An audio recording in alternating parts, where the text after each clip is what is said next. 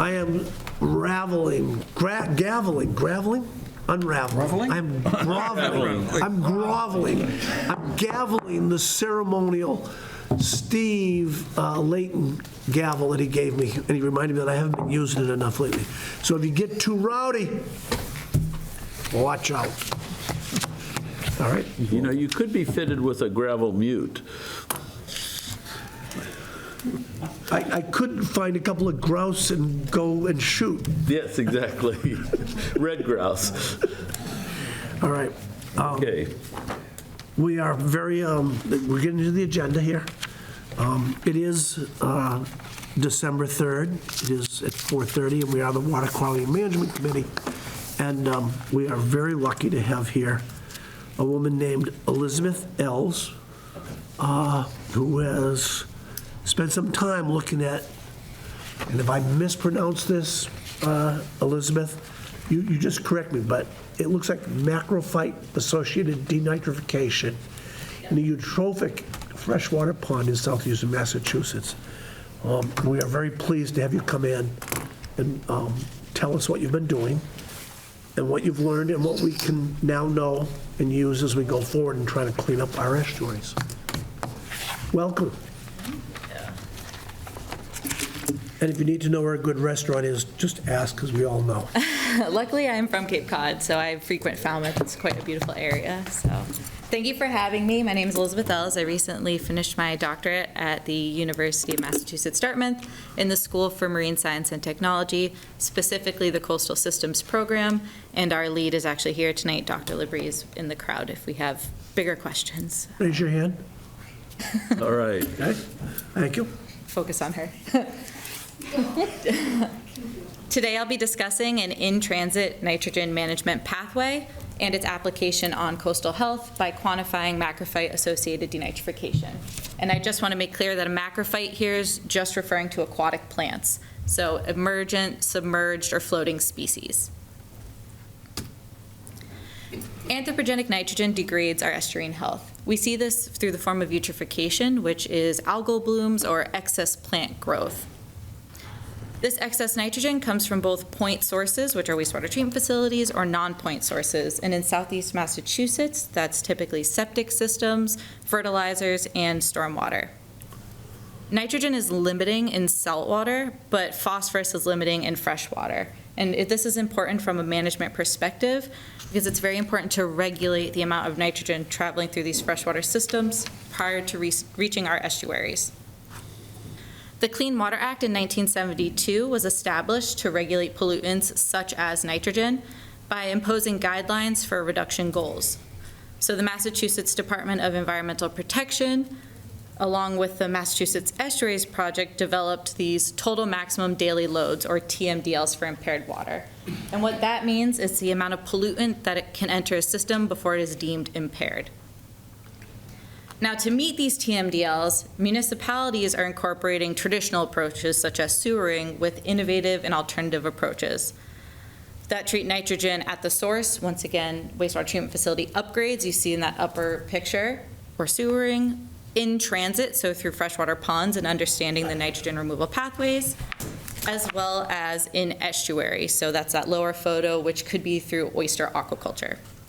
I focused on an in-transit approach, looking at freshwater systems and their nitrogen reduction pathways, which in New England are typically removing about 30 to 60% of the nitrogen passing through them prior to reaching the estuary. Now on Cape Cod, we have over 1,000 freshwater bodies, so those are both ponds and lakes, and these are within 45 watersheds, of 45 different estuaries.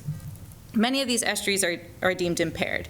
Yet, despite impairment, these freshwater systems are still showing significant nitrogen load removal. The typical pathways that have been quantified already are through burial within the sediments, the plants taking up this nitrogen, helping them to grow, as well as sediment denitrification. And today, I'm going to be talking about what our study quantified, which was macrophyte-associated denitrification. Now, what denitrification is, it is a microbially mediated process in which nitrate, NO3-, is converted to N2, or dinitrogen gas. And dinitrogen gas is the most abundant gas in our atmosphere, so this is a permanent removal pathway, and it's important because the nitrogen is completely gone from the system. Now, I just want to note that what macrophyte-associated denitrification means is it is just saying that the plants are able to host these denitrifying bacteria, so they just offer a surface. As efforts are made to reduce nitrogen loads for impaired estuaries, there is a need to quantify nitrogen removal in freshwater ponds. They're already part of the landscape, so it's important to understand how they're helping or what they're doing within a system, to determine what the nitrogen removal processes are through the known pathways, as well as knowing how they vary from pond to pond. So investigating these pathways is not a new approach. It's been done for many different systems. And in 2018, Amber Unruh, through the Coastal Systems Program in UMass Dartmouth during her master's, sought to quantify these pathways in 2 different macrophytic ponds, so ponds full of plants at the head of impaired estuaries. The first being an example of Fillin's Pond. If you look at the upper photo, you can see where they are sitting in that boat. They're on top of a ton of different plants. Fillin's Pond's located in Barnstable in Massachusetts. It's a 5-acre freshwater pond and has a 3-day residence time. It's considered mesotrophic, so it has a significant amount of nutrients coming through, but it is not an impaired body of water. Within this pond, 70% of the benthos, or the bottom, is covered in submerged species, and 30% of the surface is covered in floating species, so these macrophytes. There's a mixed oxic water column, so low dissolved oxygen is found in June and October. It's important to note that for denitrification to occur, you need anoxic waters, so no oxygen. So primarily, we'd think of denitrification occurring when there are these low dissolved oxygen conditions.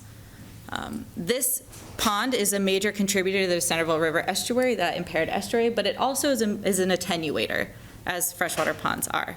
She did a nitrogen load or mass balance of the loads on this system and found that through the 3 known pathways, that burial, that plant assimilation, and that denitrification within the sediments, they were able to quantify fully a 7% removal within this pond. So as that nitrogen is traveling through, it's being reduced by 7%, and it's doing so primarily through burial and sediment denitrification. In literature, sediment denitrification is the primary pathway in which nitrogen is reduced in these systems. This was also done to Mill Pond in Falmouth. Mill Pond in Falmouth, if you don't know, is located next to the East Falmouth Public Library. It is a 15.6-acre freshwater pond. It has an 8-day residence time, so a bit longer than Fillin's Pond, but it's considered eutrophic. And that means that the bottom waters are anoxic, so have no oxygen for 4 to 5 months of the year, and it's dominated by macrophytes for 6 months on both the surface and the benthos. Although this is characterized as having poor water quality, it actually attenuates 53 to 62% of the nitrogen from its inflow to its outflow. And as you can see, it's at the head of Green Pond, more specifically looking here. It's also a major nitrogen contributor to the Green Pond estuary, although it does still remove a significant amount of nitrogen that's traveling through it. Unruh et al. Also did a nitrogen mass balance on this system and found that through the known attenuation pathways, 14% of the nitrogen was being removed.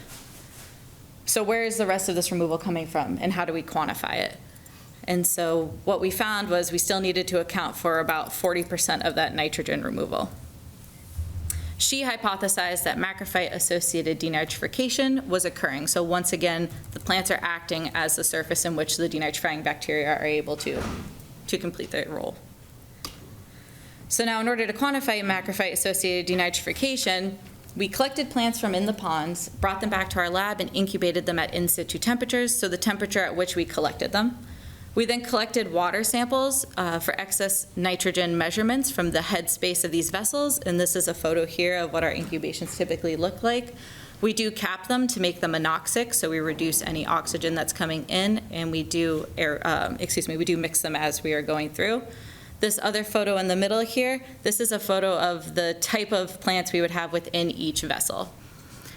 And then on the right here is where we're starting to look at how we're going to understand what is driving this denitrification. And what we found is, in our first assessment, looking at denitrification versus how much plant was in that vessel, that there's a clear linear relationship between denitrification and the amount of plant that is present. We also found that there was a seasonality to our data, and seasonality is just kind of a blanket term for things like plant productivity, which incorporates light, temperature, and nutrients in the system at the time. So we found that there was two things really driving denitrification: the amount of plant matter as well as a seasonality, so when this was occurring within our system. And we needed to extrapolate the fact that we knew that macrophyte-associated denitrification was happening. And so with our two factors, we were able to extrapolate to a whole pond nitrogen removal through our two different physical measurements that we had of biomass. Our first being a whole pond survey, we did 3 times. We broke up the pond into 13 different sections, and then we collected a sample within that section at a specific time of year. We did that in May, September, and October. We also had discrete sampling, so every time we went out into the pond and we did one of these incubations, which we have for numerous times of year, locations within the pond and species composition, we were able to also collect this subsample, and we did so in section 3 and section 12, which we thought were the most representative of the pond. All of these were collected in 0.25 meter squared quadrants, and then we were able to work up to a whole pond biomass by also incorporating the area of the pond as well as the % plant coverage, just to ensure we weren't including any bare sediments, which there was not much bare sediment there. So now, having this dry tissue weight or this plant mass for a certain time of year, we then incorporated it into our denitrification rate. We looked at different upper and lower bounds of our, of our data, and we took the area under the curve, and we were able to quantify that the whole pond biomass driven by dry tissue weight amount and seasonality accounted to about 822 kilograms of nitrogen per year being removed. Now, what does this number mean, and how does it fit into the budget that we saw earlier? So stepping back into the budget done by Andrew et al. In 2018, we looked at the balance of known pathways, and we saw, once again, our burial, our plant assimilation, and denitrification only accounted for about 14% removal, but by plugging in our macrophyte-associated denitrification, we almost closed the budget. That's about a 36% removal, indicating that this is a really important pathway in the system. Also, that is not species-specific, blanket throughout the system. So what does this mean for us, and what does this mean for freshwater ponds? Freshwater ponds naturally provide ecosystem services as in-transit nitrogen reduction pathways, but this level of attenuation is really site-specific. What we found was that both Fillins and Mill Pond attenuated nitrogen, but there were similarities and differences. The similarities involve all the necessary ingredients for denitrification to occur, so for that nitrate to be converted to N2, which are making sure there's nitrogen inputs coming in, having organic carbon available for the microbes to be eating, having sufficient residence time, so the amount of time that the nitrogen's coming into contact with the sediment, with the plants within the system and able to transform, as well as vegetation to stimulate the nitrogen uptake. But the differences we found between the two systems were the longevity of low DO. If you remember, Fillins Pond only had 2 examples of this low anoxic condition within the system, whereas Mill Pond had 4 to 6 months of this anoxia, as well as plant coverage. There was significantly more plant coverage on the surface of Mill Pond, which we believe created these dense aggregates of the plants that facilitated these low oxygen conditions. In essence, in Fillins Pond, it stuck with its typical removal pathway, which was sediment denitrification, but in Mill Pond, we're finding that it's macrophyte-associated denitrification that is hosting this process. In general, eutrophic freshwater ponds offer ecosystem services to these saltwater systems or our down-gradient estuaries, even absent of manipulation. So just the pond itself is offering this service. Ultimately, though, the presence of dense macrophytes is not something that is desired and not recommended as a management tool to increase nitrogen attenuation. But Mill Pond is pretty cool. Well, their plants are cool. So, I would like to thank the Coastal Systems Program for helping me to get my degree and being a great place to work. I've been to Falmouth many times with sampling the water quality, working with the SITMON group, which is your citizen volunteers. They've always been wonderful. Science Wears Inc. I've known Kristen as long as I've been a member of the Coastal Systems Program. The town of Falmouth, all the Mill Pond homeowners who would stop by and let us park in their parking areas.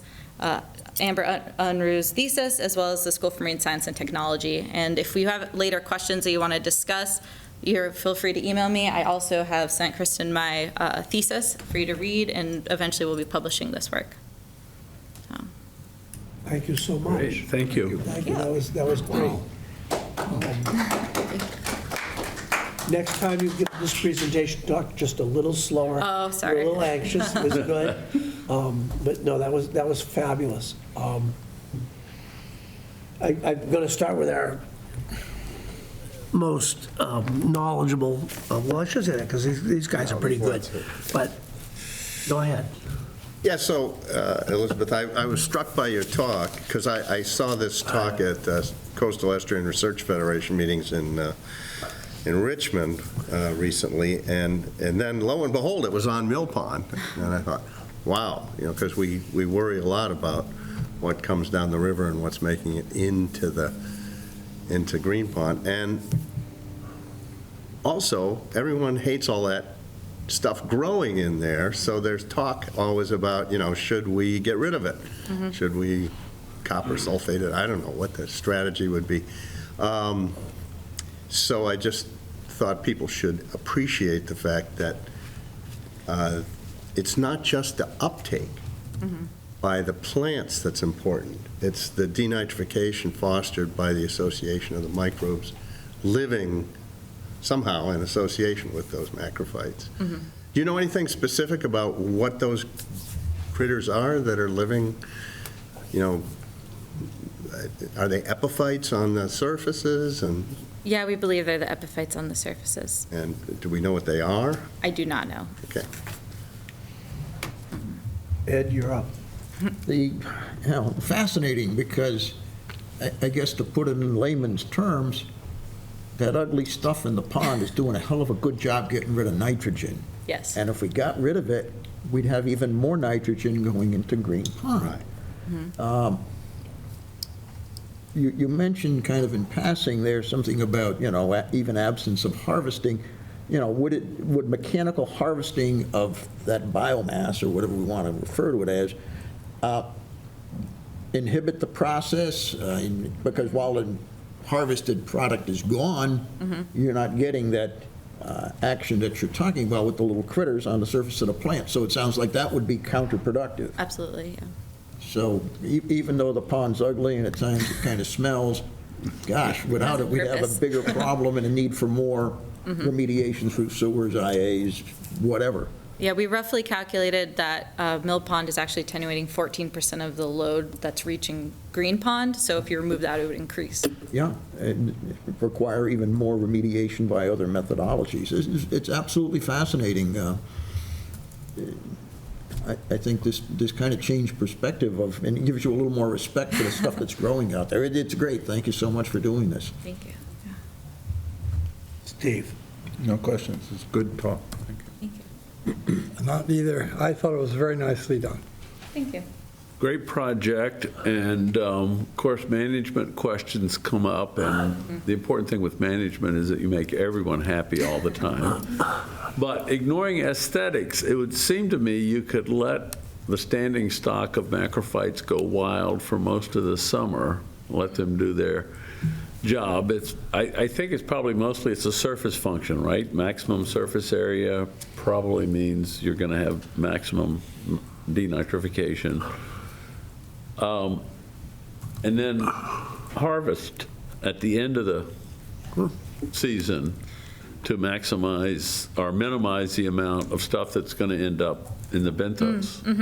I'm just trying to think of how we could do the best job of reducing the amount of nitrogen that gets to Green Pond.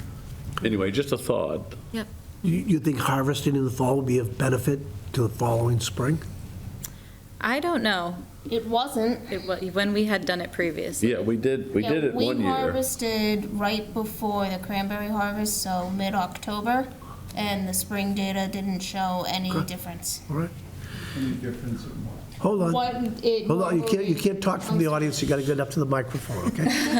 Let's do this. Let's get through this board, then we'll go out to the audience, okay? Hold on, go ahead. To follow up on what Ed and Tom said, is it fair to say that if the Freshwater Ponds Committee did their job, which they will, I couldn't resist saying it that way for fun, but if you got rid of the nitrogen at the source, then you wouldn't have the growth in the pond, and you wouldn't need the growth in the pond. Correct, yeah. Which is a harder problem. Can I follow up on Kristensen? You may follow up on Kristensen's. The spring result, did you look at nitrogen in the benthos and the sediment? Was there a difference? I think they did sediment samples. That's what I think, That so. was them. But I don't remember. I don't either. I would Yeah. have to dig up the report. Okay. Because that's where I would think, would see a difference show up. And it may take several years because Yes, yeah. our freshwater ponds, like our coastal embayments, are carpeted with excess nitrogen, 50 or 75 years of adding nitrogen to the system. I have two sort of like questions. One of them is on one of the slides you said that 3 and 12 were the best, and I'm wondering what made them best. So there's two different depths in the pond, 0.5 meters at the head, and it goes to about 1.2 at the rear of it. And I would say that 3 and 12 had the most representative amount of plants that you saw in the pond. Okay. You have water lilies, water shield, and then a really dense aggregate of these submerged species, which include naiad and among many others. And these had, I would say, roughly represented that entire bottom section was 12, including depth. And then 3 was one of our access points. So right when you entered, it was a lot easier to collect, but 2 got really shallow. It's towards that little stream. So it was really hard to get the boat in there. And then 1 had a lot of benthic vegetation and a little bit more sparse with what we were seeing on the floating side. So it was more like reasonable access and some other things, not like something special about those places would be really good. No, not necessarily something special, just reasonable Okay. access as well as I thought it was super That's fine. representative. And the last one is, at some point in everything you talked about, you mentioned carbon availability. Yes. And I'm just wondering, this sounds counterintuitive, but for a thing like Mill Pond, should we be adding carbon to promote?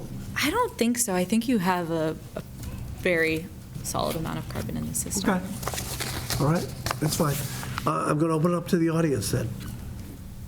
Step up to the microphone, doctor. You have to state your full name, your social security number, your date of birth. And my routing number from my checking account. Immigration status. George Topoulos, and that was terrific. To follow up on what Tom was saying, so if you did harvest in the fall, and you could figure out the right time to do it, when you said, I'm sorry, I don't remember. Kristen, when you said there was no change in the spring, so there was no change in what? So there's the biomass that you get the next spring and summer of new growth, and then there's also the amount of sediment, and it would seem as if you're taking away most of the biomass in the fall, eventually there's going to be less sediment. It's So when also you the- said nothing changed, what It's was also the nutrients within the water column. So if you're just Yeah. taking a water sample, we didn't see any reduction in that. But was the plant growth the next year anywhere near what it had been in previous years? Yep, So you, yep. so it seems like if you could time it correctly, Elizabeth, what will you be doing next? Oh, that's a great question. I don't know. Because you seem like very knowledgeable, and we don't want to lose you off the Cape. Oh, well, I appreciate that. I will, of course, be continuing my association with the Coastal Systems Program, maybe even volunteering for SITMON in the summer, we'll see. But I'm looking at engineering firms, so, Nice. yes, going back to consulting. I will recognize, You know any engineers? I will recognize, I do a couple. Miss Amy Lowe, our wastewater superintendent. I regret very much being late and missing a lot of your presentation. But my question was just,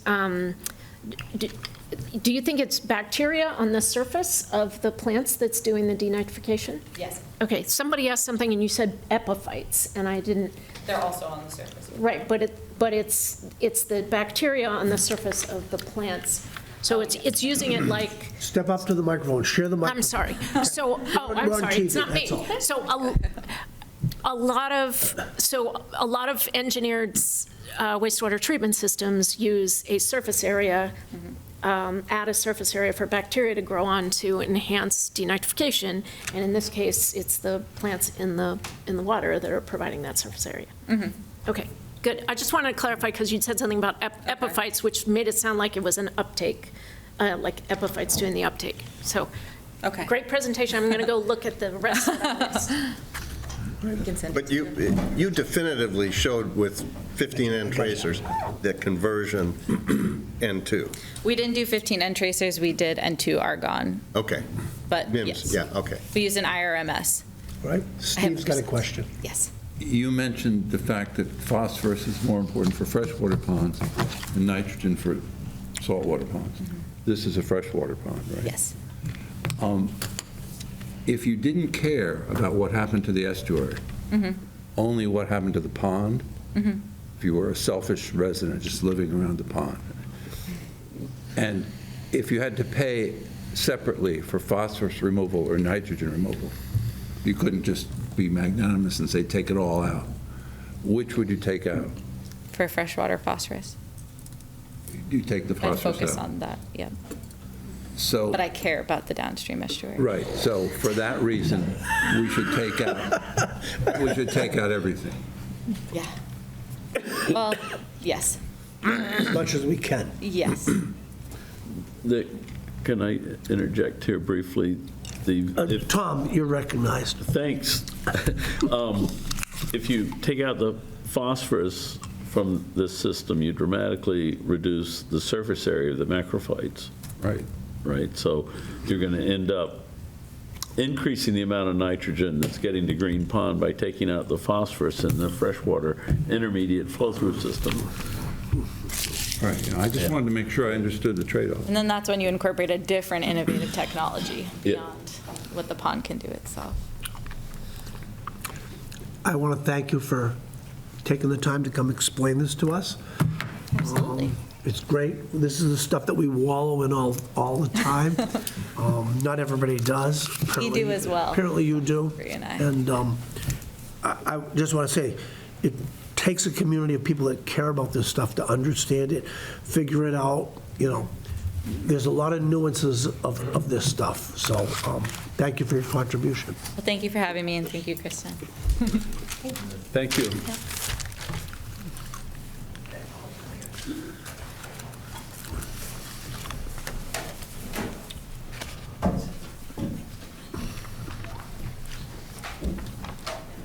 So the second item on the agenda is a recommendation to establish a wastewater infrastructure investment fund, or WIIF.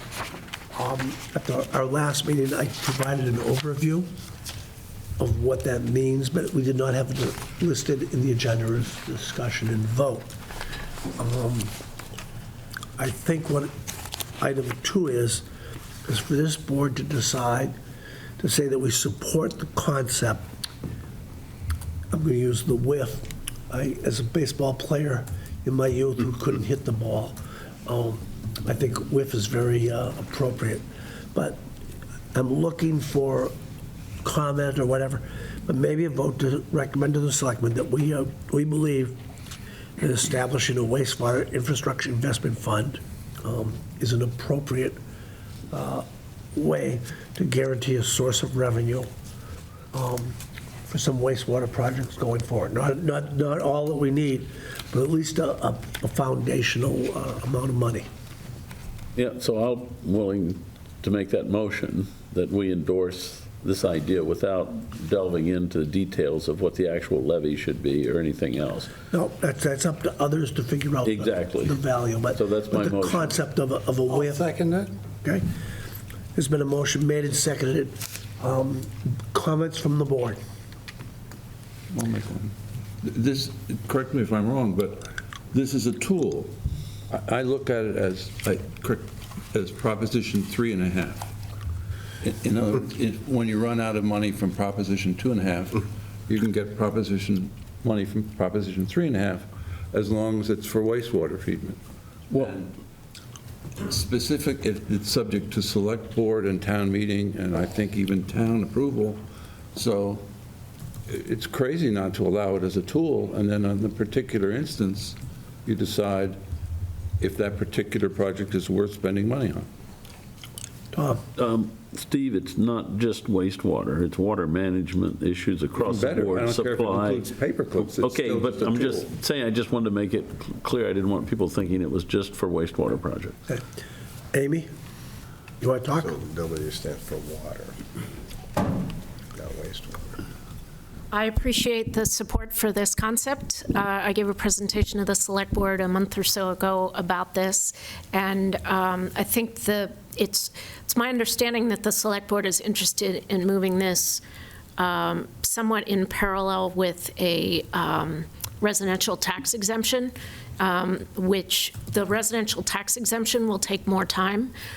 So I want to think a little bit more about that, and I think we could lay the groundwork for the WIF and wait for the mechanics of the other the residential tax exemption to work themselves out. I think it would be very helpful for the town in its planning for wastewater infrastructure to know that this additional funding source is available. Okay. All those in favor of the letter recommend to the Board of Selectmen? I don't know what the motion was, but that the Water Quality Management Committee supports the concept of a WIF? Yes, we, more than support, we actively endorse it. We need to move forward on it. All those in favor signify by raising their right hand and saying aye. Aye. Aye. Okay, thank you. Kristen, will you draft a letter? And I'll put it together. Thank you. Oh, Matt has his hand up. oh, I'm sorry. Time out. Do we need Matt, do we need to back the vote down? Get up to the microphone, Matt. Matt, have you been ill? Are you okay? I haven't seen you for weeks. We haven't seen you for weeks. Are you all right?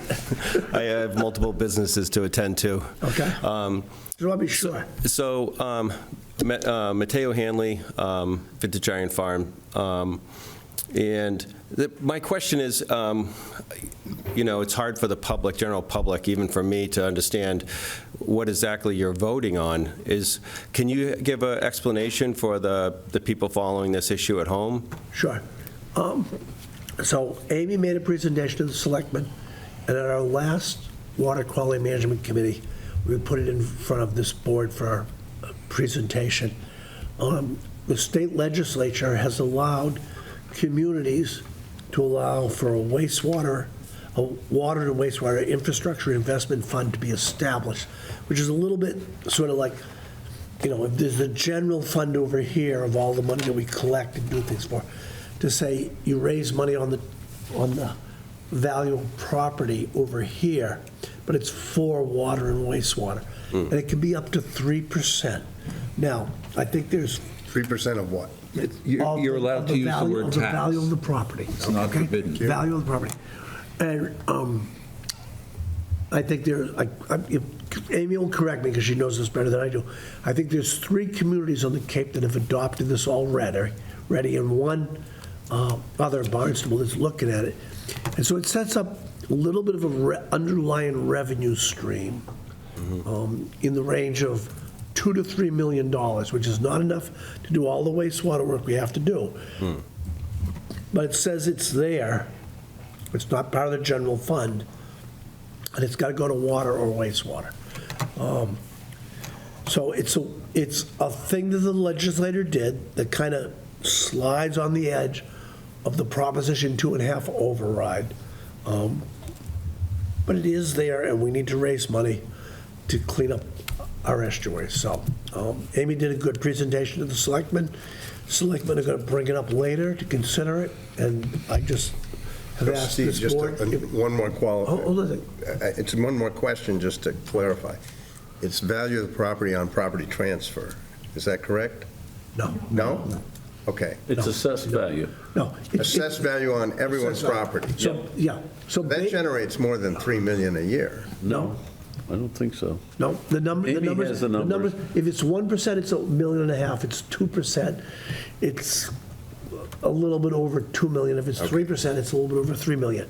So, it's just it's a way to start building, like, if we do several years Yeah. of looking at water management plans and developing things, the kitty builds up a little bit, and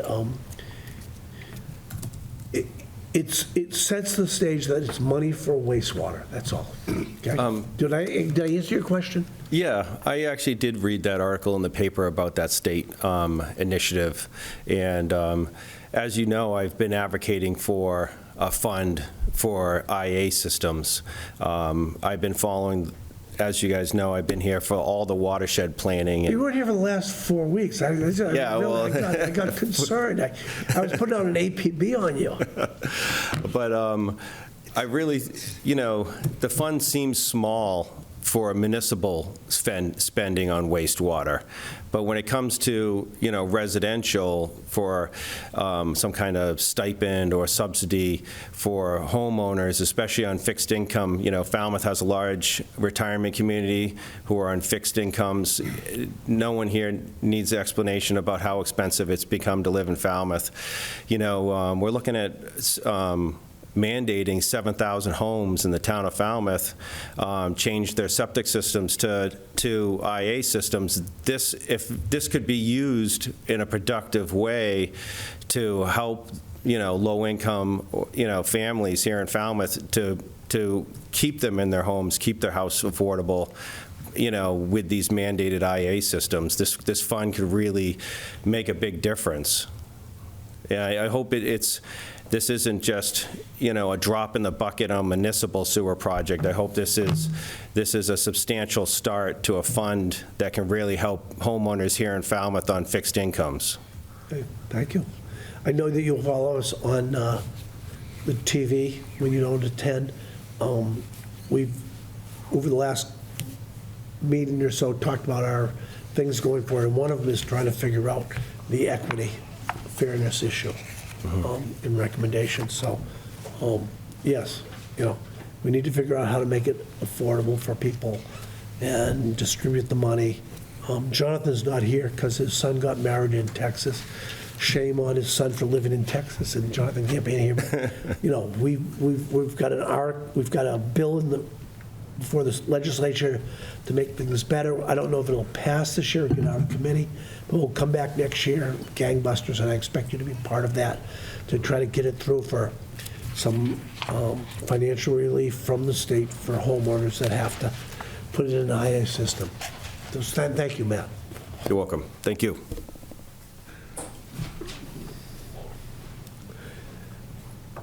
Okay.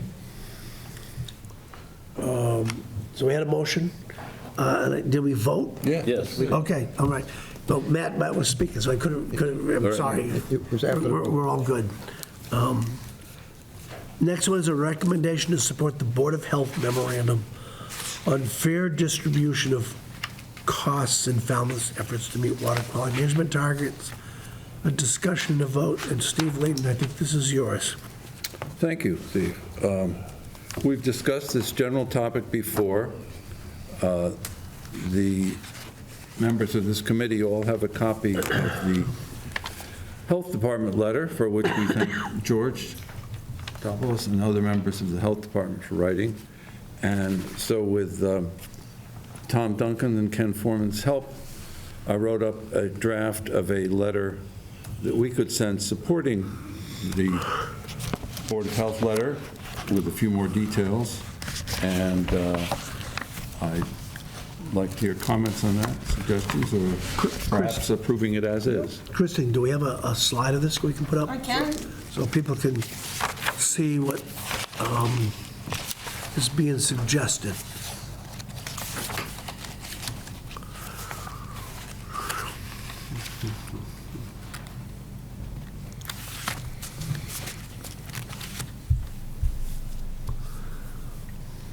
think if you show the whole thing, it'll be hard to read, so Oh. maybe you can magnify it and show it in parts. Kristen's a lot younger than most of the people on this board, and so she knows a lot more about what to do with computers than we do. That was a shout out. That was a little shout out.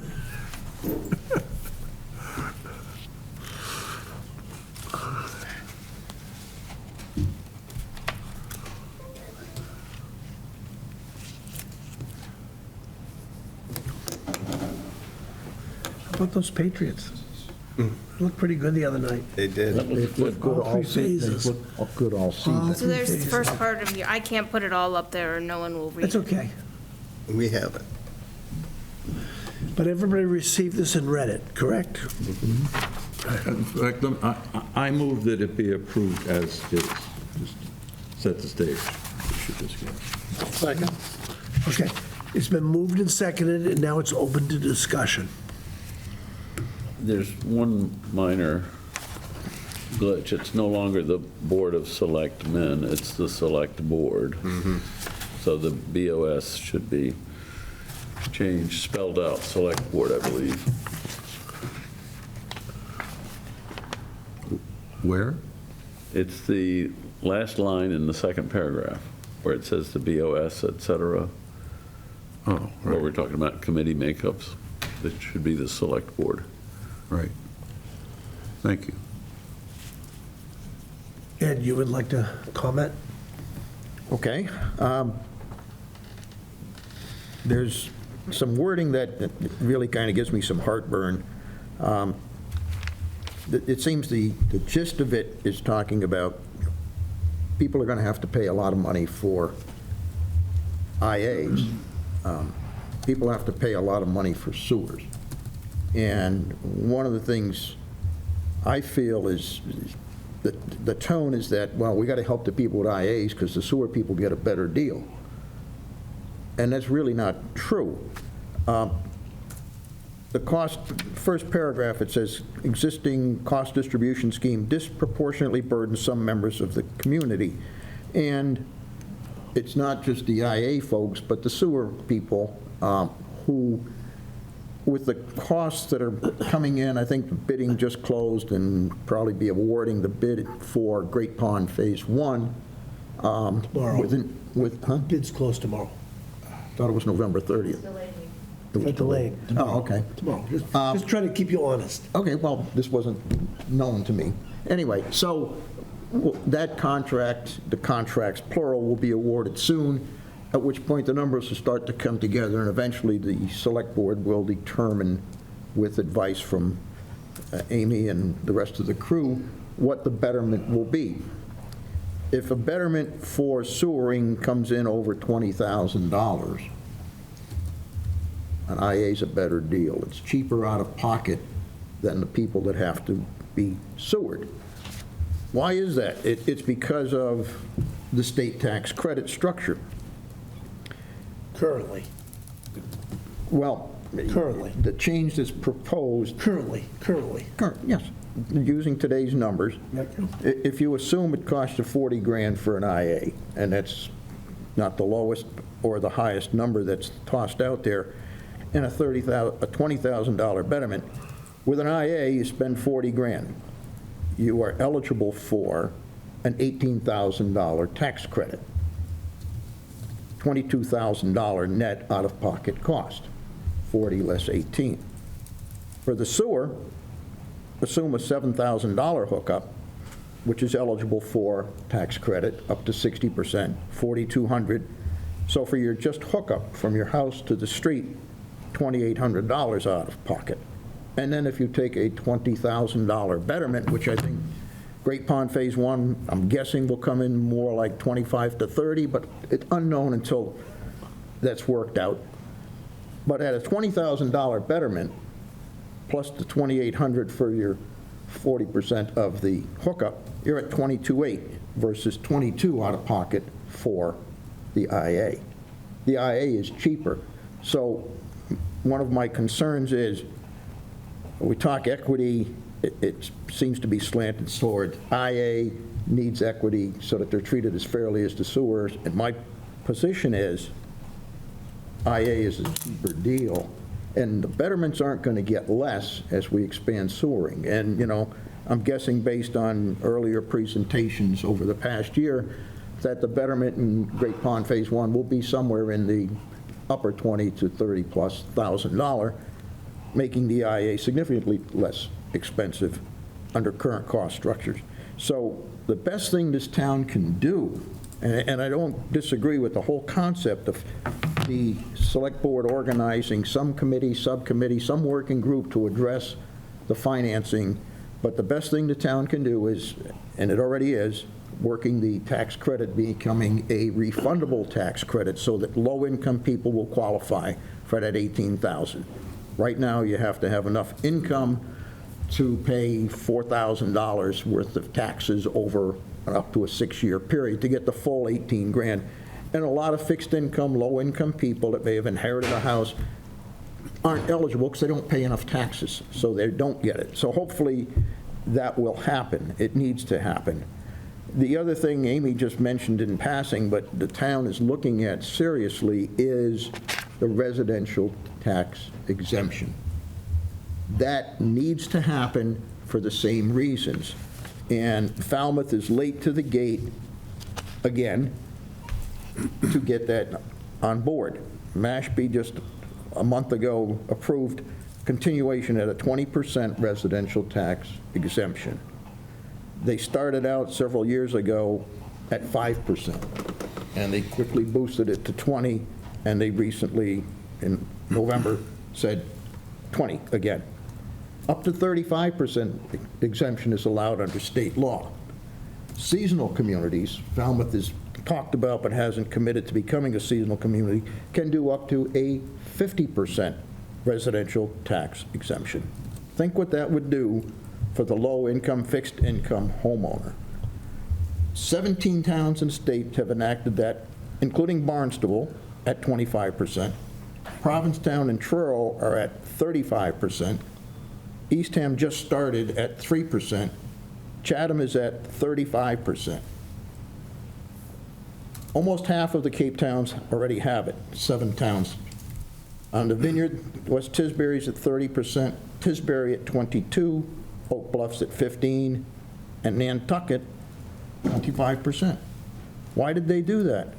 A very good article was in the Enterprise Mashpee edition, and I'm not sure which of the cohorts for our great reporter wrote it, but they had a very nice explanation and a discussion summary of what the select board talked about and their reasons for doing this.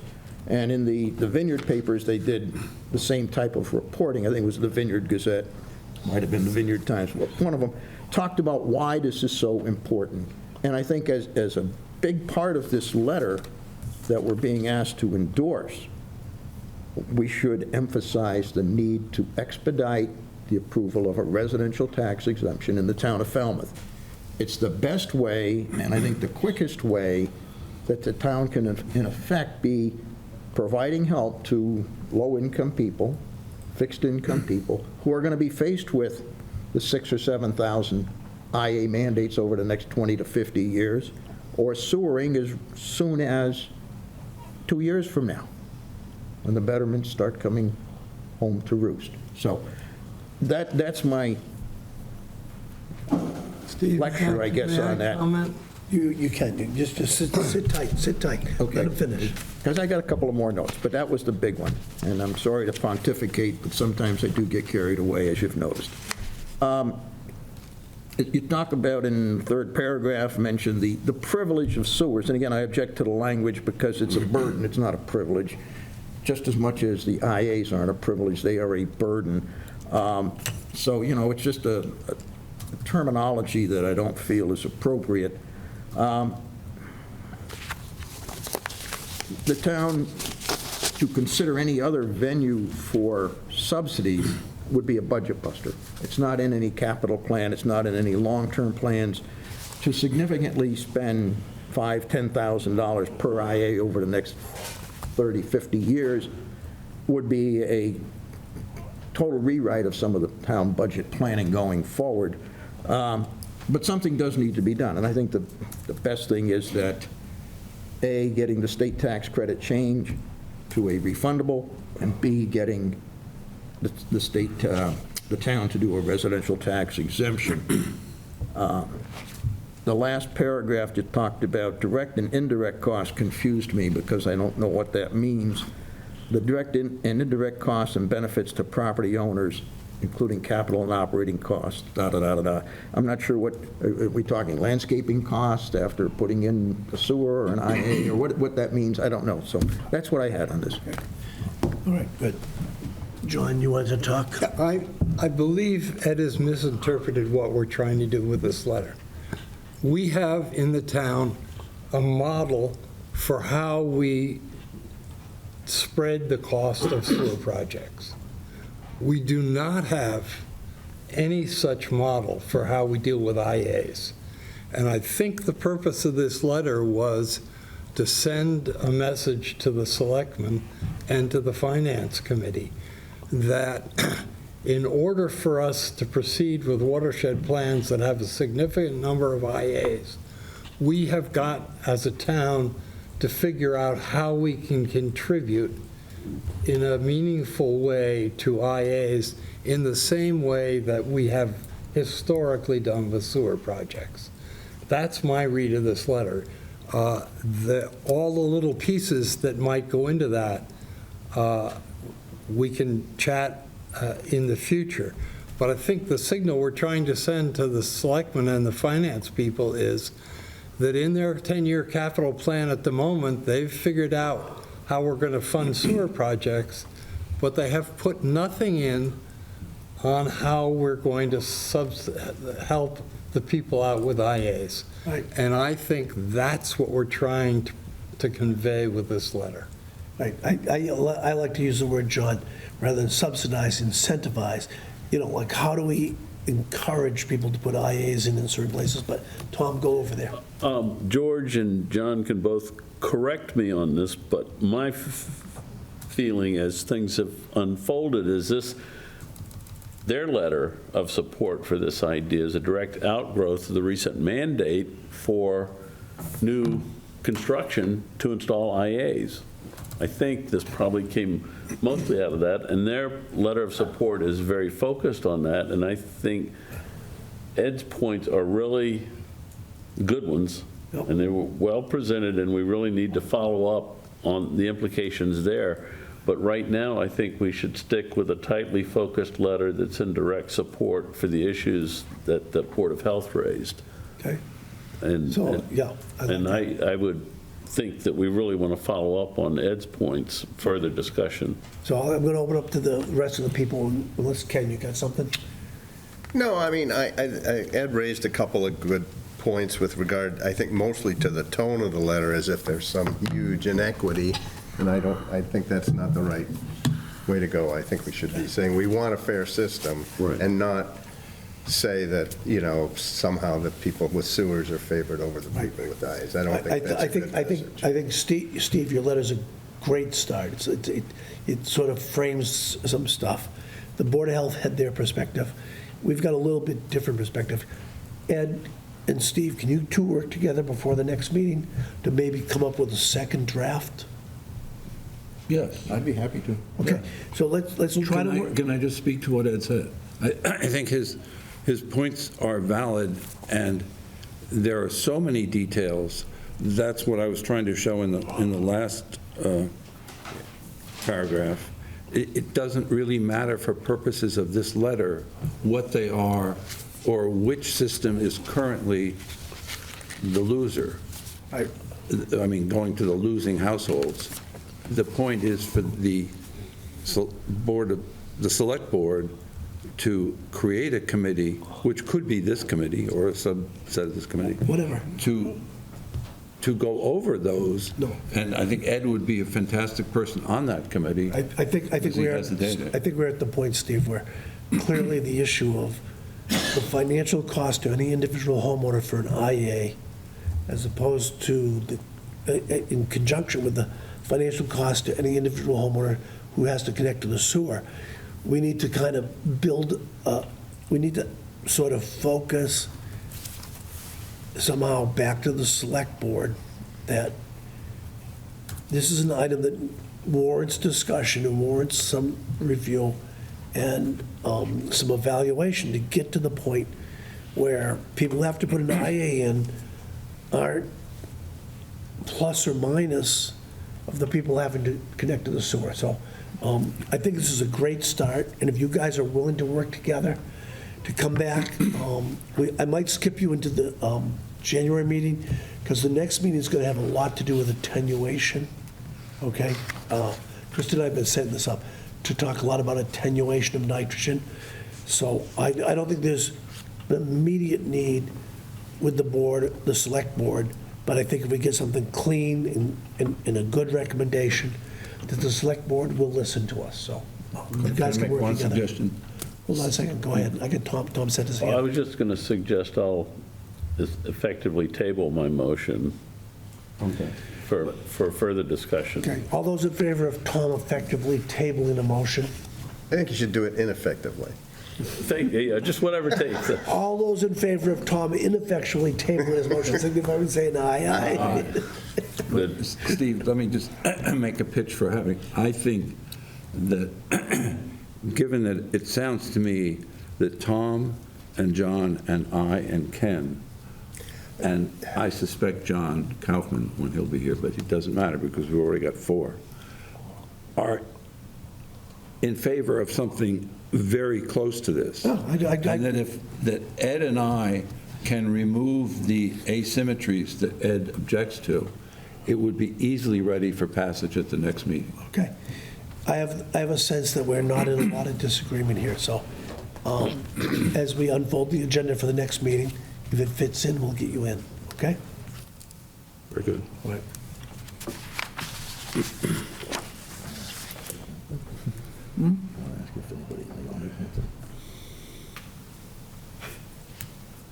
I reach out there to my loyal followers.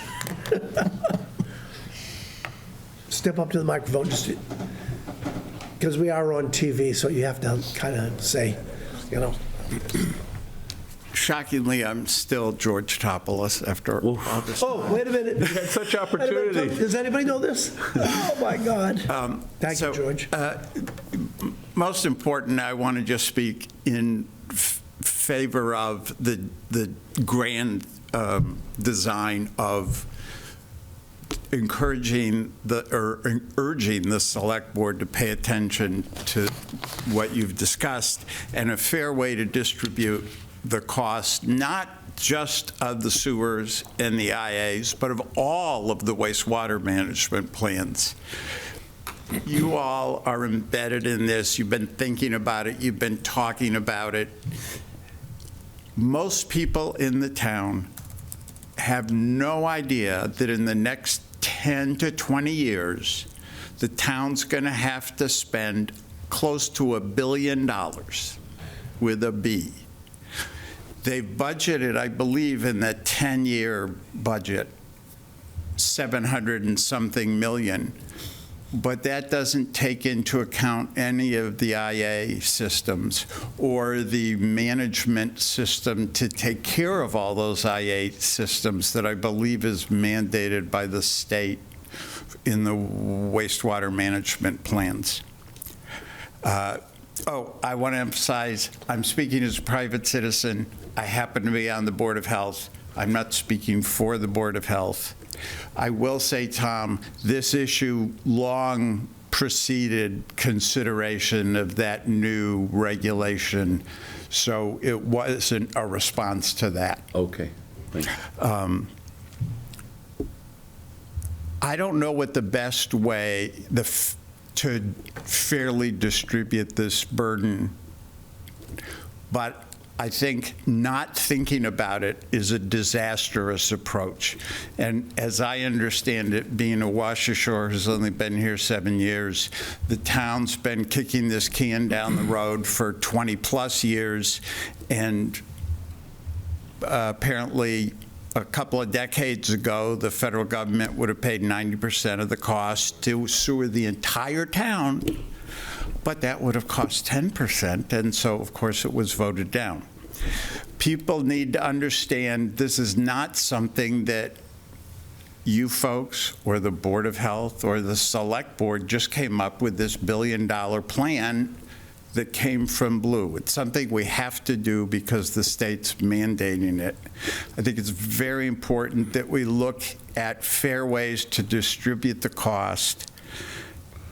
I don't know what that is, and there could be lots of different fair ways. But the longer we take to come up with a plan, and so I want to endorse Stephen's urgency about this, as soon as people know what group they're in, they will, because they are human, be biased towards that group, even if they don't know it. And I should say, I live in T-Ticket, so I'm in the phase 1 of Great Pond.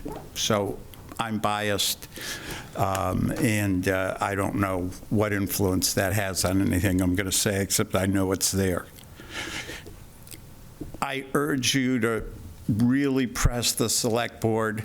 I haven't read this letter, so I'm not saying specifically this letter, but it's the general thing. And especially that urging them to form a committee with a lot of community input and a lot of making the community realize what we're up against, and that this should be fairly distributed. You mentioned 2 groups, the sewer group and the IA group.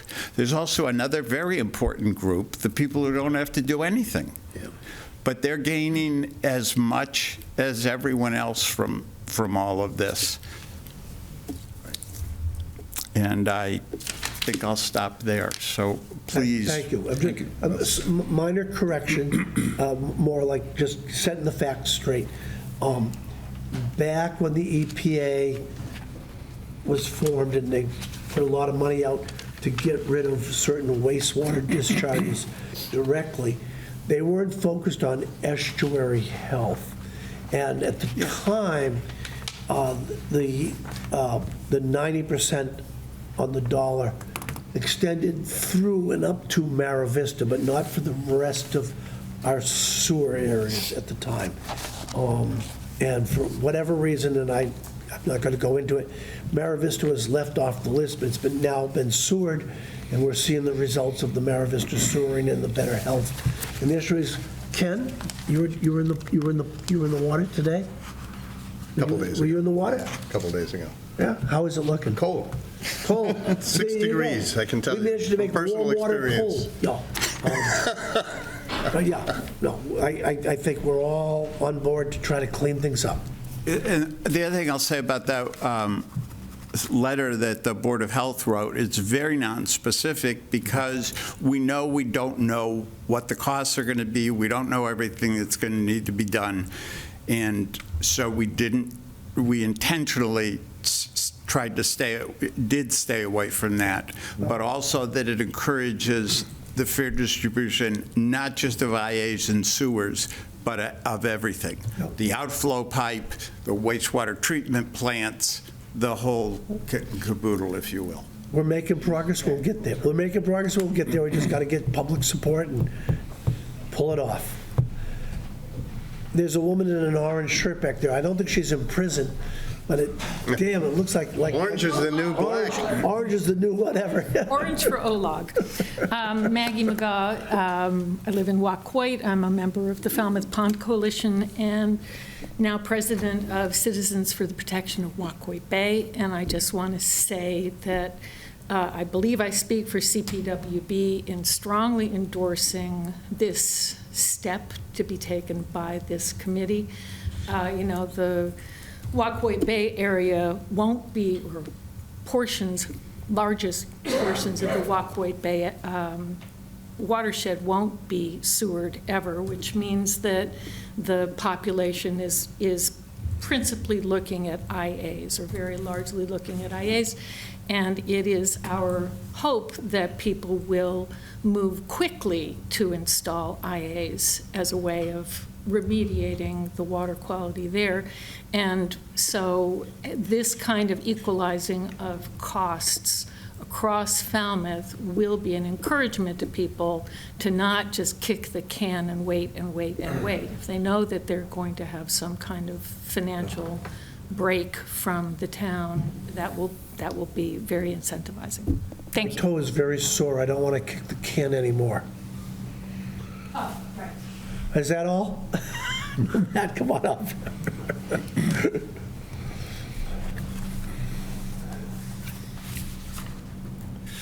Matt Hanley, Vintage Iron Farm. I think, we're heading in the right direction that as a town, and my recommendation is the town forms what Barnstable came with us. They came to us with the Barnstable SUP, the septic utility program. I feel if Falmouth builds this entity, a Falmouth sewer utility program or a Falmouth sewer fund, then we can fund that similar to we fund the CPC. We take funds that we put into this organization, just like the community preservation, and then we can use it to, those funds can be then transferred to private properties. And another way, if we actually set up this fund, right now, it's my understanding from my conversations with Karen Peterson from Buzzards Bay Coalition, the town of Falmouth is paying a nitrogen offset plan. So since our wastewater treatment facility contributes nitrogen to West Falmouth Harbor, which is already a nitrogen-sensitive area, the agreement that was signed with the Buzzards Bay Coalition was that Falmouth would offset the nitrogen contribution to that watershed. So we're paying an out-of-town agency to put septic systems in to offset our nitrogen in the West Falmouth watershed. If we had our own septic utility program, we could retain that money instead of giving it to an out-of-town agency. So you're a little bit off topic, but that's okay. The next item on the agenda is to talk about development of responsible management entity to manage how these things go. Yeah. So if you can, let's get to the next one, and then all your comments right now are probably more generic to the next item. How's that? All right, great, thank you.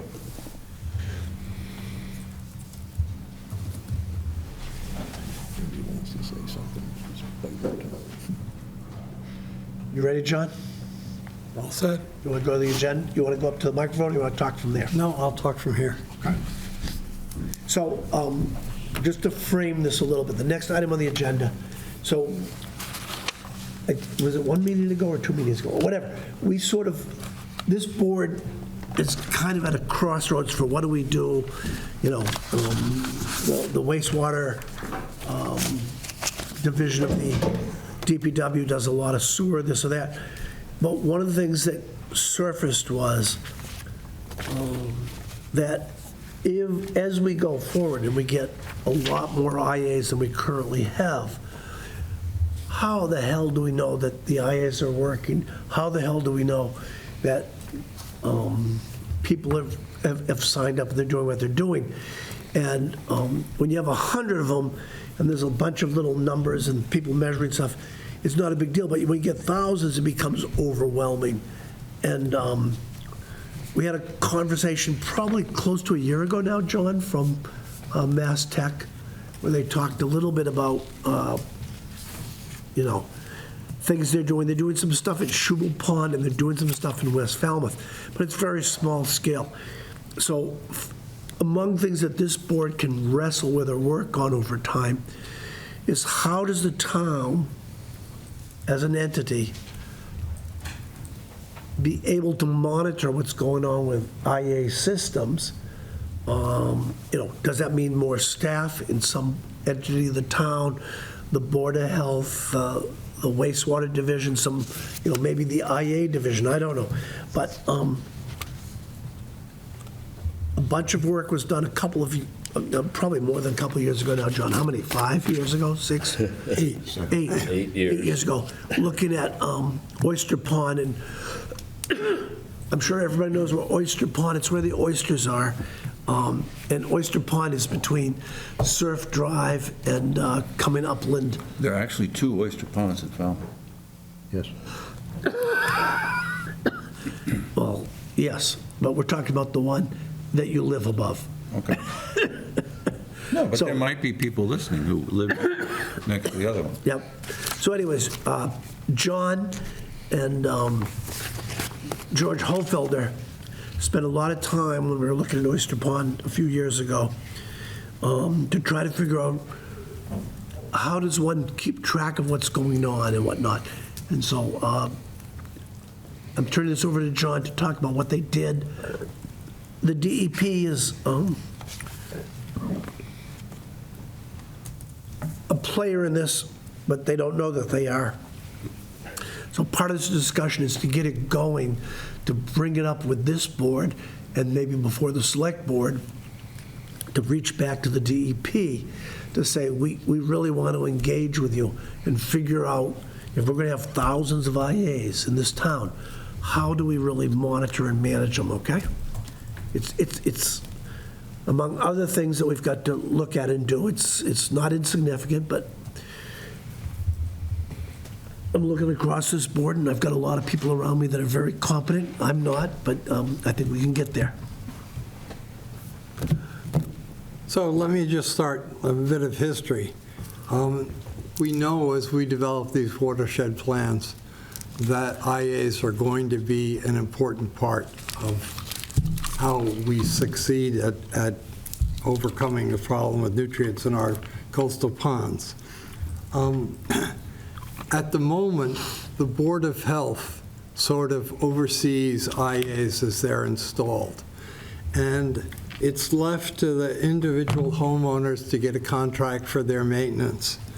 And the Board of Health monitors with advances that we've done from Title V by the Board of Health developing home rule regs that are much stricter on how you deal with IAs than the state regulations.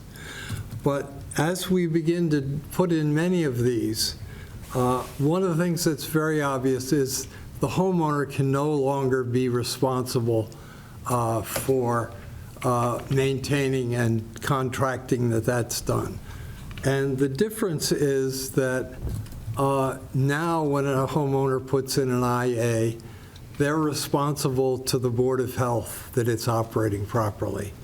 As we begin to use IAs in watersheds, it's not the Board of Health anymore.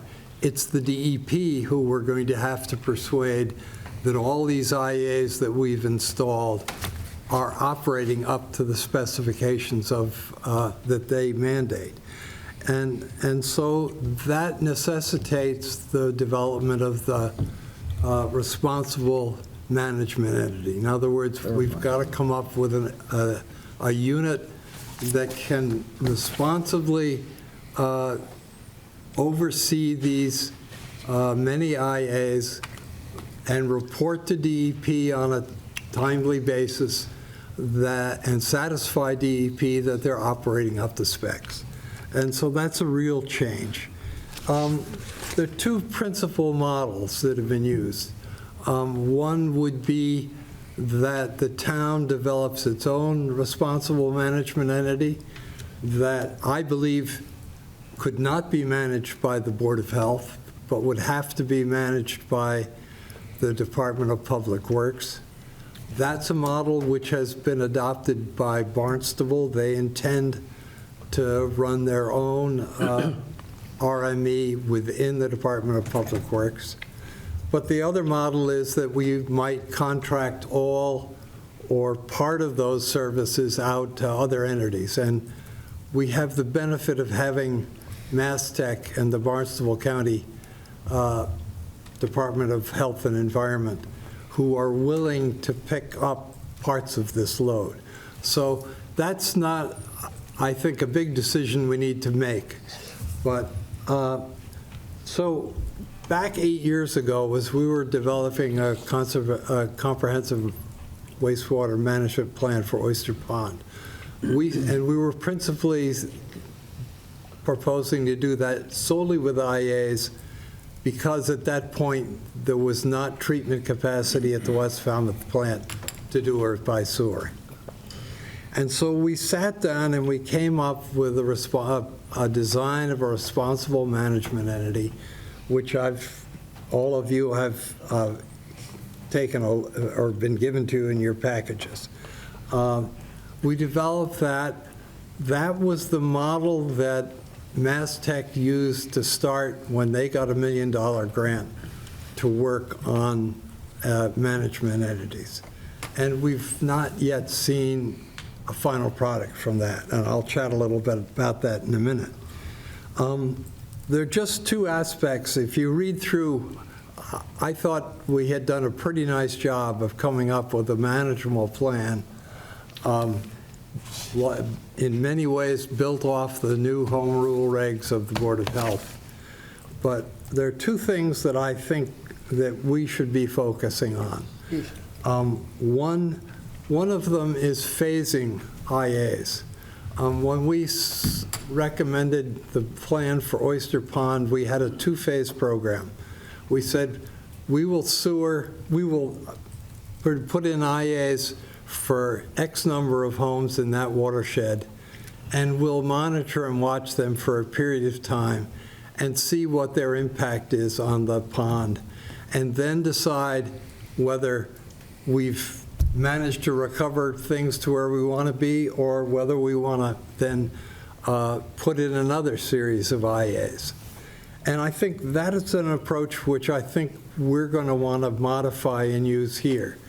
And my feeling is, as we develop these watershed plans, we should have a phasing in of the IAs. And as an example of how we might think about that is that in the first phase, we would do everything within 200 feet of the principal water body. And we would monitor that for 5 years and report to DEP. And if we weren't where we thought we had to be, we would move back to 800 feet, just in steps. And I think we can talk about those steps, and the timing are things, I think, for future discussions. The second thing I wanted to emphasize was a monitoring program. So with the current state mandates, you have to monitor 4 times an individual IA every year. After a few years, you can come back to the Board of Health and get that reduced by half.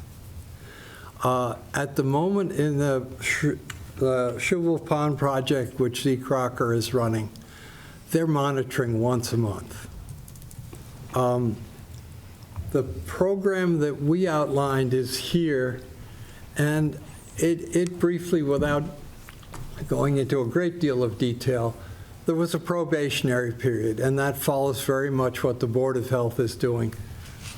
You monitor 6 times a year for the first year. If the system is operating up to specifications, they can go on to the next step.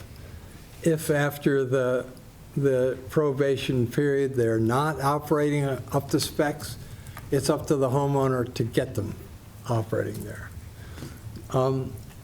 After the probationary period, can you go up to the next piece? The idea was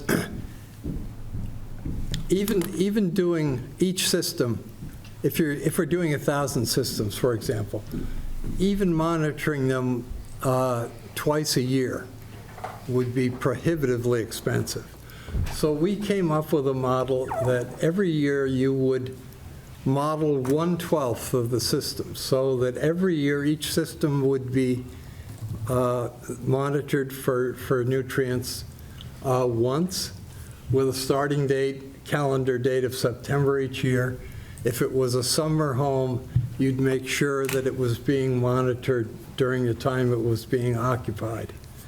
And that the systems either meet or exceed 10 milligrams per liter, or have a 75% removal by mass balance.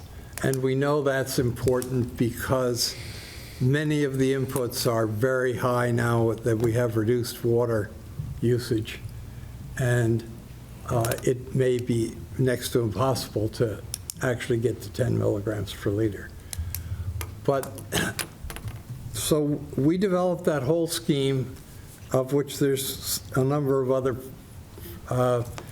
paragraphs that have to do with how often their systems have to be pumped, et cetera. But the hooker was that once we developed this, we went to DEP and sat down with Brian Dudley, who was the Southeast Regional head at that point, over coffee a number of times, and we said, Brian, can we get you to comment on this monitoring scheme? And we never could get PEEP out of DEP, which is not unusual. So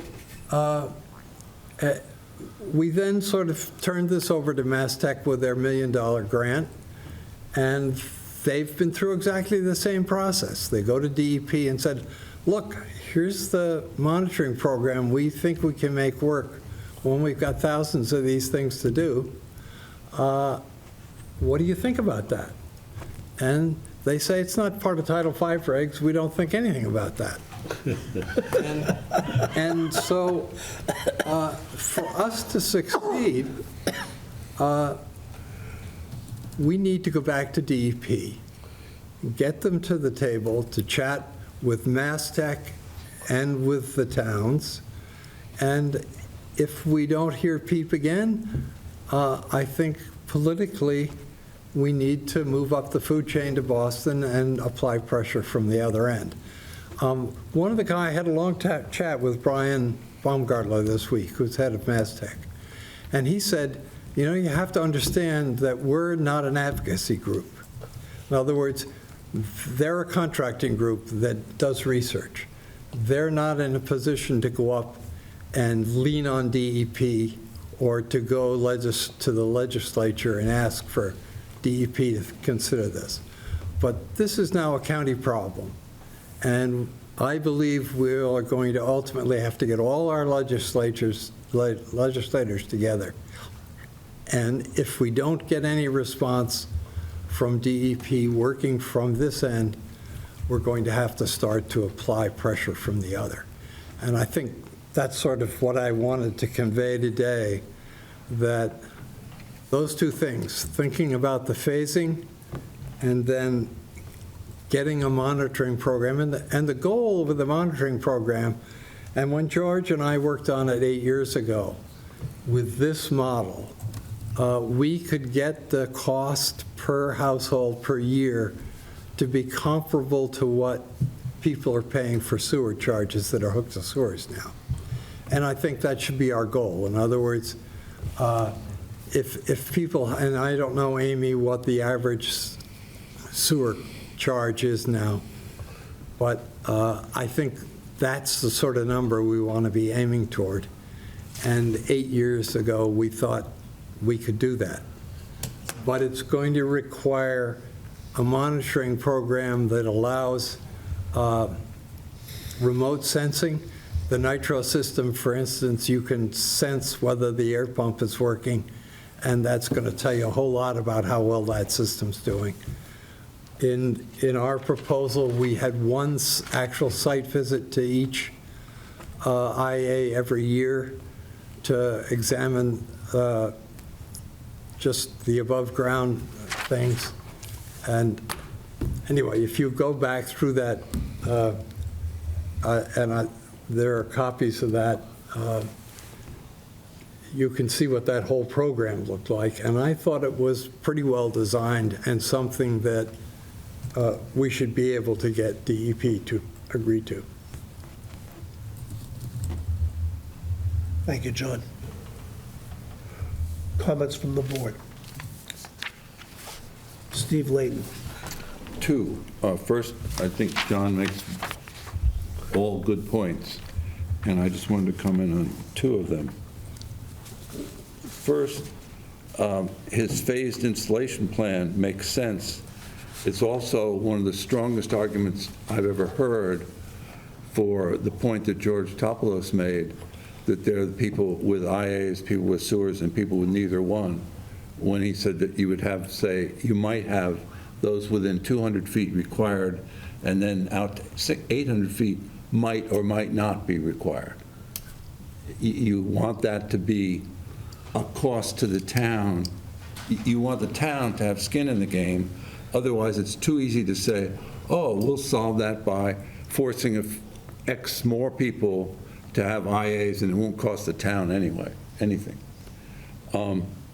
And the other unrelated point, as far as the monitoring, there was a young man in here a year ago or so, he was either with Mass Tech or with some connection to the county government, offering to set up an RME. I think we should treat him, we should act like a hard-nosed purchasing department and treat him like a vendor, and politely ask for a proposal. And if he says, well, for what? I said, for whatever the appropriate monitoring is. And if he doesn't know what the appropriate monitoring is, that tells you something. It's like when you go into a store, if the people in there don't know anything about the product that you're looking for, you typically consider a different store.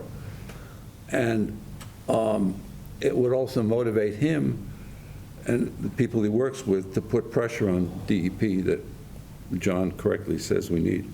Well, that person was from Mastech, and the very problem I'm suggesting is that they have not successfully been able to go to DEP and negotiate a monitoring program like the one we proposed that would be cost effective.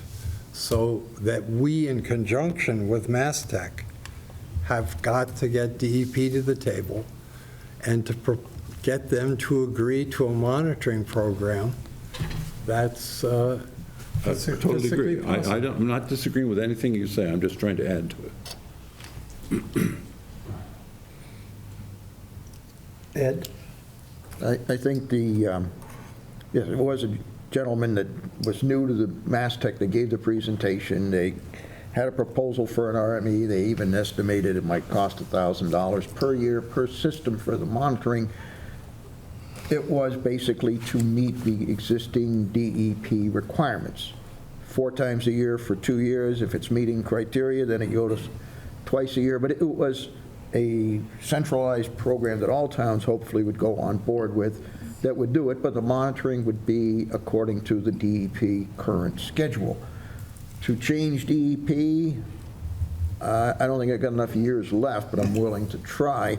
But that's one point. The other is, I think it's very important. John, earlier you mentioned how what Barnstable as a town is doing is they have an RME as part of their municipal structure in the DPW. Did I understand that correctly? They are proposing to do it within the DPW. Oh, okay, it's a proposal. They have not yet done it.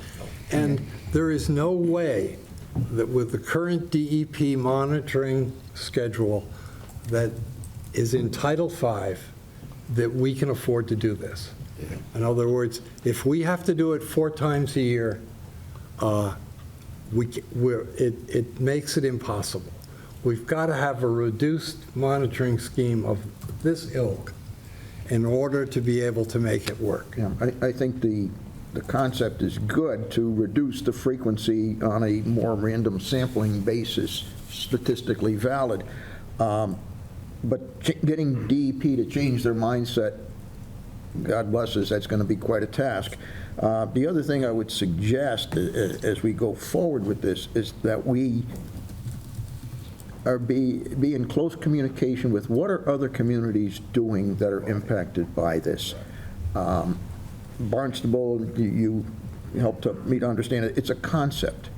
I know Mashpee put in a mandate 1,000 feet from any impaired water body, which encompasses most of the town, and their RME is non-existent. They put the onus on the homeowner and the contractor that engineered and put in the system and report the data to Barnstable County, i.e. Mastech, basically, and that's it. That's their RME.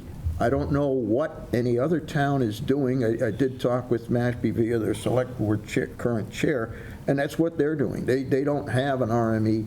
The other question I would wonder is there's somewhere in the 300 neighborhood of IAs already in Falmouth. who, if anybody, is monitoring that, and what are we seeing? So Ed, the very distinct difference between what we've got at the moment and what will be required from DEP. DEP is mandating that we either put IAs in the whole town or we develop watershed plans. We have chosen to do the watershed plan. But it's not, we are going to be held accountable by DEP. So it's not enough to send some data to Mass Tech or the county. We're going to have to annually send data to the state that says the plan that we've made for this watershed meets the requirements that we state. We're going to remove the amount of nitrogen. So annually, I would assume annually or semi-annually or at some regular period, we're going to be required as a town to report to DEP that what we've done is working. And that's distinctly different than what's happening at the moment. So you're saying this is in compliance, to comply with the watershed management plan that we are going to develop, we will need to do something different with DEP than what we currently do for the existing IAs. And that makes sense. The existing IAs, DEP could care less what they're doing. Our Board of Health cares what they're doing. But DEP doesn't. They don't monitor what an IA is doing once we install it. And that's the real difference here. Well, what is it? So let me jump in here a little bit. So the DEP does not move quickly, as we are all very well aware. But I will give a point of reference. So over the last 5 or 6 years, the lead and copper rule having to do with water came in, and a lot of communities pushed back about the fact that having to go and look at every single water service to determine that there was no lead pipes in their system, was kind of onerous, and getting from 60% to 70%, whatever, was onerous. And the DEP over the last 6 or 8 months has adopted a more statistical-based approach. Like if you've looked at 1,000 services out of your 20,000 services and found nothing and it's representative, the likelihood that you'll find more is pretty low, and you can move to a plan to do something different in terms of when you change out water meters, check on the water services or whatever. So the DEP has not yet had to face what I would say is thousands and thousands of IA systems on the Cape and what to do about it. So we need to stay focused to say to them, John, as you pointed out, measuring every single service, every single thing over and over is not going to tell us if it's working. To my way of view, there's 2 things that tell me if it's working. If the water quality in the receiving water body starts to see a decrease in nitrogen, because people have put these things in, we're getting where we need to go to. If the eelgrass comes back, and I think somebody told me there were crabs and fish in the pond, the little pond. When we get the biology coming back, we get there, okay? So we need to stay focused and keep this on the top of our agenda with the DEP and push through Mass Tech or whoever else that, hey, folks, over the next 2 to 5 years, we're going to be pushing on people to put these things in. And we can't just keep going with measuring 4 times a year and sending the data off to the county, because it's not going to get us there, okay? So we need to develop a program. We need to get smart about it and get it done. That's me. Audience, no, Ken, go ahead. Yeah, so first of all, I want to be sure I'm understanding correctly. So I think what you're really saying is, okay, there's 2 parts to this. One is collecting the data, but 2 is consolidating it into an estimate of whether we're meeting the TMDLs. And those are 2 kind of different functions. That's one of the functions of the RME. Right, that we would allocate. So then And there's so many things wrapped up in this. The second thing is we talk about altering DEP's approach, which it seems like there's 15 towns on the Cape that are dealing with this. To try to each lobby DEP might not be nearly as effective as if we can find some common ground, and it's kind of a political process there. It is.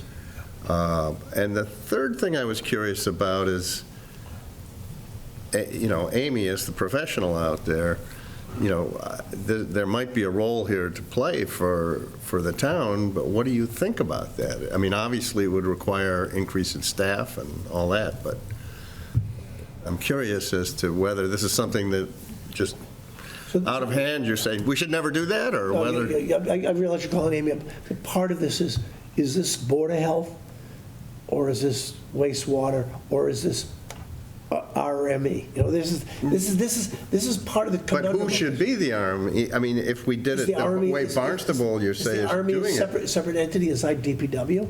It could be. Is the RME like an adjunct to the Board of Health? Right, obviously, but I mean, someone who actually works within the town infrastructure. I know you've done that, but... I have not. I haven't done anything in my life. I had a couple of things. One is, so a lot of what you're talking about tonight is all very important to the watershed management plan that will be prepared over the next year. So the cost issues, you were talking about how the town manages cost, and also the long-term monitoring and the RME, all of this the town is gonna, over the next year, put together a watershed management plan, and it will include a long-term management plan, and it will have to include an identified RME. And so we need to be having just this kind of discussion and follow-ups over the next year, so we get to the point where we know what we're proposing, or we know what we want to propose, and then the agencies are going to respond to this. We'll have a watershed management plan, we'll have an EIR, and we will get regulatory feedback on that, and at the end of the process, we will, when we're ready, apply for permits. So through that, I mean, we don't need to really get, I think it's helpful to talk with the DEP ahead of time and, let them know this is where we're heading and try to get their feedback.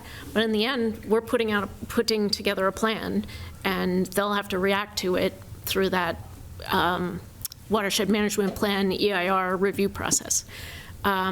Specifically about RME, so for what it's worth, my personal feeling is that I would prefer to have it be an outside entity, like the county, if they're willing, or even just have the town hire somebody to do that, hire a company to do that work. To be continued. There's a lot more to talk about. Barnstable County has a very different DPW than we do. They have a gigantic engineering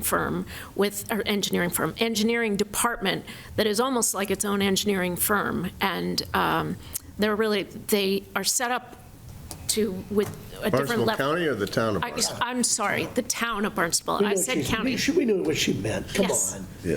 I meant town. The town of Barnstable has a very large engineering department set up almost like its own engineering firm, and they have a different capacity than the town, Falmouth DPW does to take on additional work. So that's my take on it at this point, but as I said, to be continued. Can I ask Amy a follow-up question? Sure. Is it a short one? Yes, the answer might be long, but isn't it true that the scary part of the watershed plan is that it might be approved? Because then we have to do what it says. And to what level of detail do we have to say in that plan about who the RMA will be? In other words, you have to have made that decision as you write, before you finish writing the watershed plan? Yeah, I think we're doing a good thing. We're heading in the right direction. I think it's I think it's going to be a good outcome. I'm not worried that they will You're not approve it. speaking to my question. You want to know if I'm worried? Will the watershed plan, Yeah.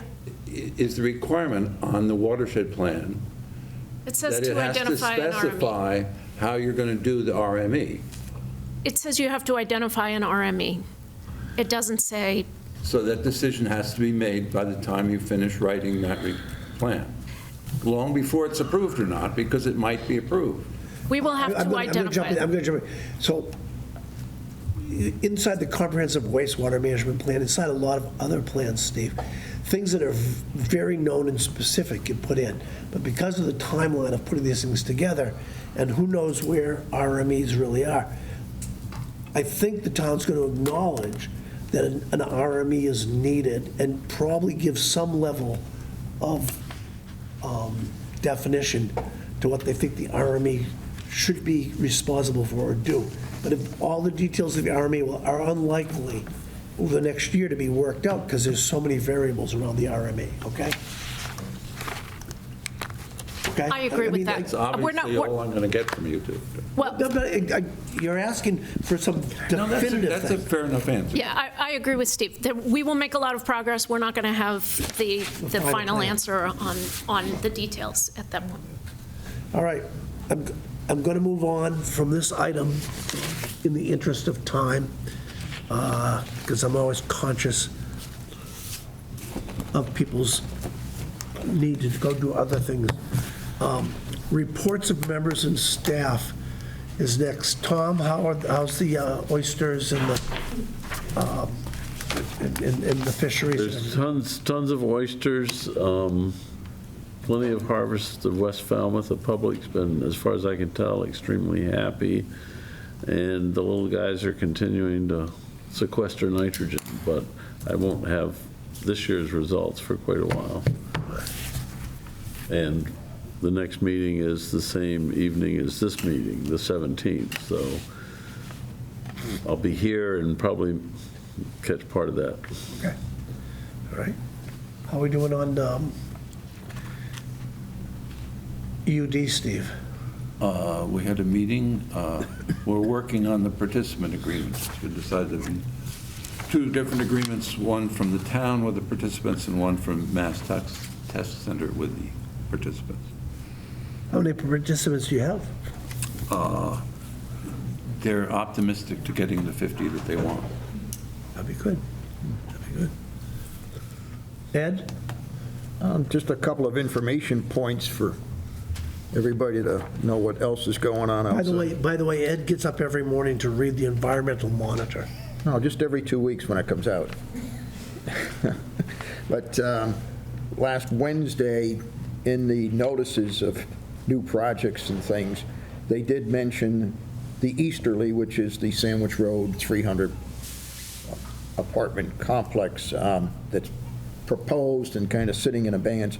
And they have applied evidently for a groundwater discharge permit, which is a key part of them moving forward.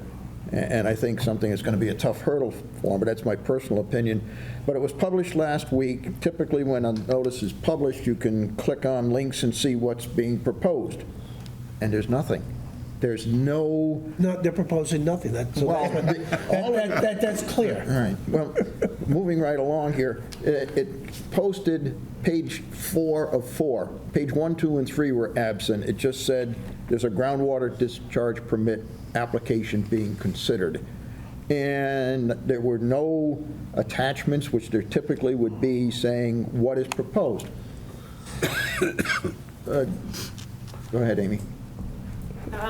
The DEP issued a preliminary draft permit, and I commented on it. I believe the draft permit will be issued shortly, if it hasn't already been issued. I can send you, I can let you know what that is when I get it. Maybe last time I saw anything with that, they were targeting a system that would reliably make 5 and might make 3. So the draft permit said a max day of 10 and a best efforts to achieve 5. And so my comment was that it should be best efforts to achieve 3. Okay. So I don't remember the time frame, but I believe it's basically what they issued is a fairly standard, it's a standard groundwater discharge permit, except that they have this best efforts to achieve 5 milligrams per liter total nitrogen. So I will find out when the new permit is either will be issued or already has been issued and get it to this group. Typically, when I see one of these notices of a project, there will be attachments that will detail what is being proposed and considered. There was nothing. There was only this page 4 out of 1, 2, and 3 were absent. So I reached out to the contact number, which was listed for further information. Turns out it's a non-working number. So that really wasn't helpful, and if you think you're going to sway DEP, good luck. So then I did find the person who was the contact analyst for this in the Southeast Regional thing, called him. He did call back within a couple of hours, which was great, and he said, this is an initial application. I will get you the details. As recently as this afternoon, he said, I forwarded your request for details to the public information person who has to release them. They have the documents and will respond to your inquiry.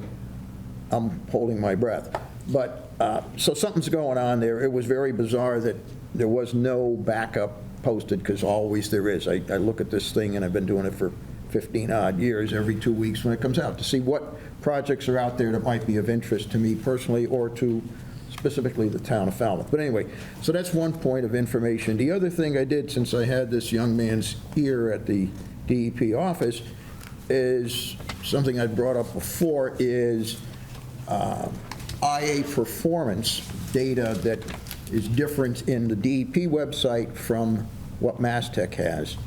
And he forwarded that to another analyst who happens to be the key point person, Caroline Adamson, in the Boston office. And she's the point person, evidently, on IA systems. And she clarified why there's a difference in the data. They actually get all the data that they look at for giving general use approval or best available nitrogen reduction technology approvals through MassTech. So it's the same data source. However, MassTech, when they analyze their data, uses a median, which shows a better performance level for particularly the Nitro-E than DEP's performance, because they use average. And then she very nicely gave me the detail, how do you get best available certification, and it is very specifically average, not median. 90% of the systems reporting have to meet the level they're asking for, whether it's 10 or 19 or 25, for them to say, yes, you have approval. So there's a difference in methodology, but I'm going to put my money on, well, they're not going to get approved unless they meet DEP's criteria. They're not going to care about median, they're going to care about average. So the good news is I did get some great information, and if anybody really wants to get the details, contact me and I'll share that. But I won't bore the whole committee with all of that stuff, but that's what I got. Ken, anything on Little Pond you want to say? Well, just that, I guess coming up December 10th, right, Amy and I are going to talk at the Aquatic Brewing Sip-O-Science event about future of sewering in Falmouth and what we've found out in terms of the effectiveness of the sewer so far in Little Pond. Conveniently a week from tonight. So come and have a beer. And what time is it? What time is it? I don't remember. It's like 5 o'clock or something? Or? It's early. It's cocktail hour. I was just trying to find that in my emails, what time it was. Cocktails from 5 to 8. Oh, my phone number when I was growing up was 5280. Cocktails from 5 to 8. Oh, also the number of feet in a mile. Random thoughts here while you're looking the time up. Maggie? I'm just going to make a plug for an event at Aquatic Brewery starting in about 10 minutes. CPWB is organizing a get-together, including letter writing to the Joint Committee on Revenue in support of House Bill 4082. So anybody can stop by. Yay! 4082 converts it from, this is the House bill to make it so that people can get some money towards putting an IA in. Thank you, Maggie. So 5:30. 5:30. Right. All right. 5:30 at Aquatic Brewery. Next item on the agenda is to vote minutes of prior, and it says plural, meetings. I think we only have one meeting. I move that they be. Oh, time out. I'm checking. Is it one meeting, or do we have more than 1 minute? One, okay, only one meeting. I move that they be approved as written. Second. All those in favor signify by saying Aye. Aye. all right. And then a motion that there can be no debate on. Can I get a motion? Move to adjourn. Second. Thank you, gentlemen.